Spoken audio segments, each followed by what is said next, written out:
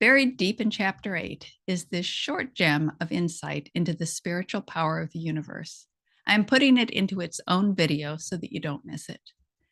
This summarizes much of the details that are given in Chapter 7 about how this power works, both for healing and for creating a meaningful life, a sense of belonging, of the harmony that connects us all beyond just the material world.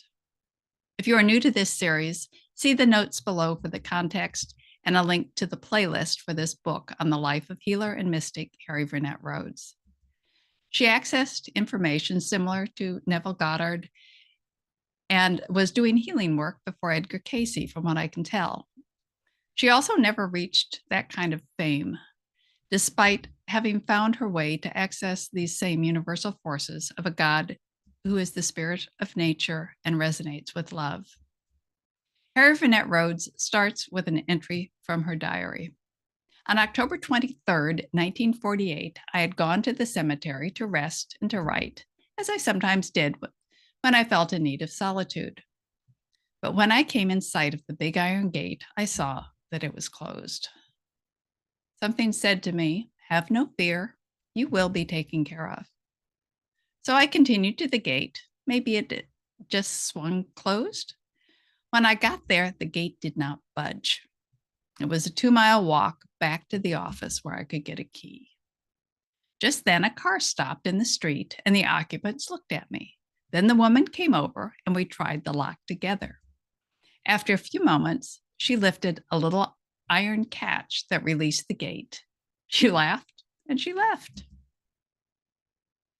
The voice I had previously heard now said, "No matter how barred the way appears, go on, and when you reach the gate, it will be opened." And so it has been opened. Whatever I truly need is available. But then the same was true of my mother and my grandmother and all the generations before them. That is, for everyone, everywhere. The way opens when the conditions are fulfilled. We just have to know where to look for the strength that we need. But it is no compulsion of duty which makes us turn for strength or power to the source. No one takes a drink of cold water because it is his duty. He drinks because he is thirsty. And the water is always there. 1,000 times a day, gratitude wells up in my heart. Who am I that God is mindful of me? Who are these others that he should so unfailingly fulfill their needs? I cannot keep my mind on my work for marveling at his abundant and loving kindness. But then I do not need to keep my mind on my work if it is on God. Who would prefer to keep their eyes riveted on an ailing body when one could focus on that harmonic presence? Still, the ailing bodies and minds and hearts cannot be forgotten. God gives himself through us, not to us. The longer I work on the task of healing sick bodies, the more conscious I am that body, mind, and spirit are inextricably bound together in this earth life. To heal the body is not necessary to heal the mind, but the mind will surely profit from the body's healing. To heal the mind is certainly to have profound influence upon the body's well-being. However, to heal the spirit is to set both the mind and the body to the ways of health. Continually, people ask me how the healing is accomplished. It seems as if there is growing interest in the how. Or perhaps educated persons are increasingly skeptical of the interactions with a force they cannot explain. And there seems to be an increasing need for assurance that there actually is a power that they cannot explain. Constantly, I assure my patients that it is the spiritual power which does the healing. The spiritual power is the chief constituent of the universe.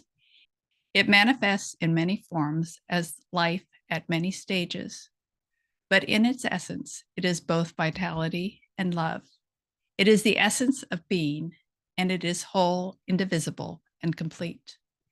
But also it is impersonal because it works at all levels without regard to our deserts. It stands waiting for an opening, just as fresh air cannot enter a cold, stuffy room until someone opens the windows. This spiritual force does not hammer to enter us any more than the fresh air would bang at the window to be let in. This force is always true to its nature, and its nature is to quietly fulfill pure desires. So I say to patients, you try for yourself. Ask for it, wait for it, believe in it, and then you tell me what you have found.